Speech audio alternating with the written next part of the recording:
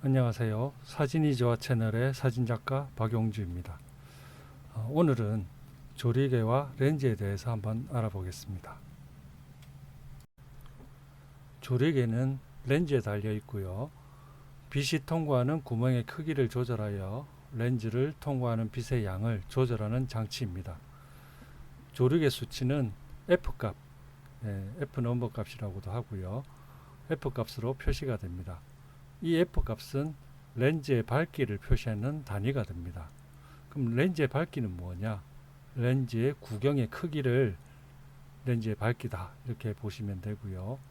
이 구경에 나오는 수치들은 제곱의 반비례에 대한 수치들입니다. 그래서 F1.4, 2, 8, F22까지 다양한 F값이 나오게 됩니다.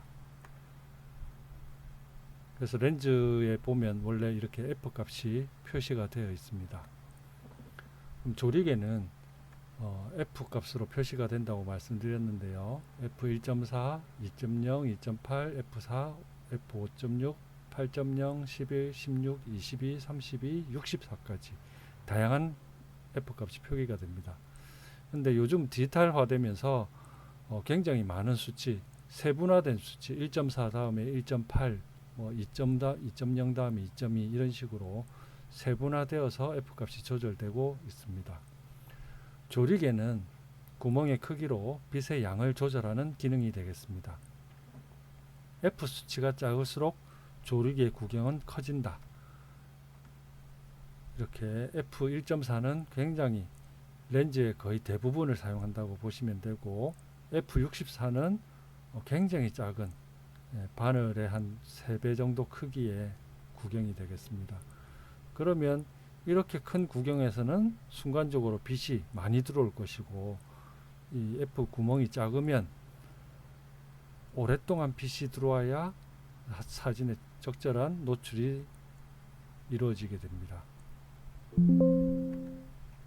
그래서 F 값이 낮으면 낮을수록 렌즈의 가격이 비싸집니다.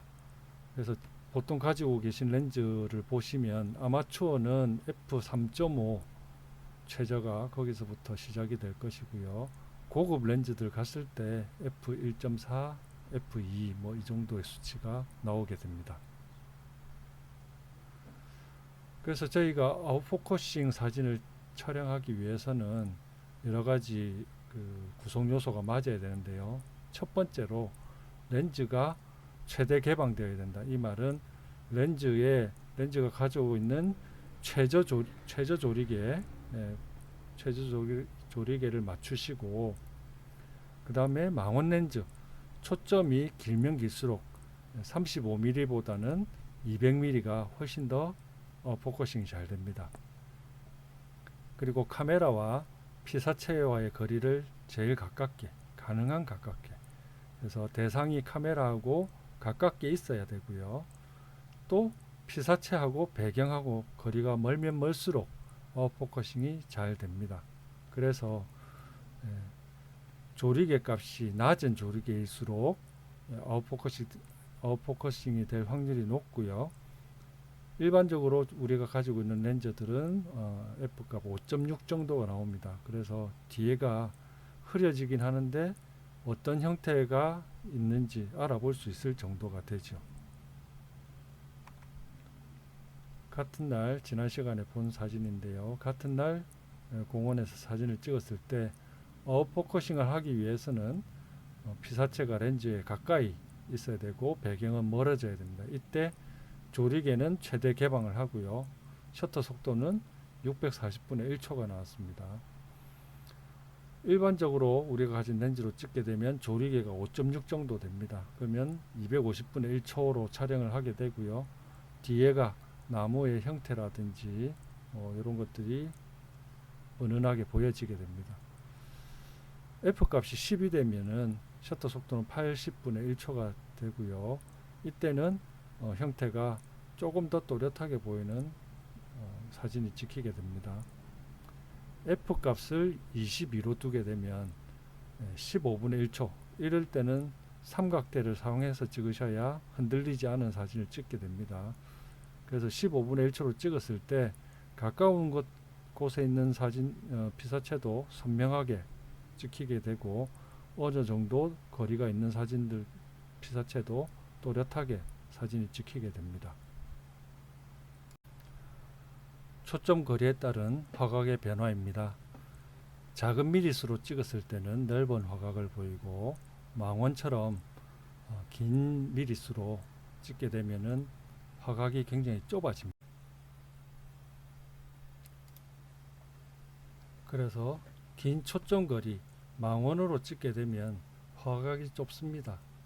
이 운동선수, 야구선수로 보면 일부만 찍히게 되는데, 만약에 넓은 화각으로 사진을 찍게 되면 전신이 나올 수 있죠. 이때 필요한 것이 짧은 초점 거리가 되겠습니다.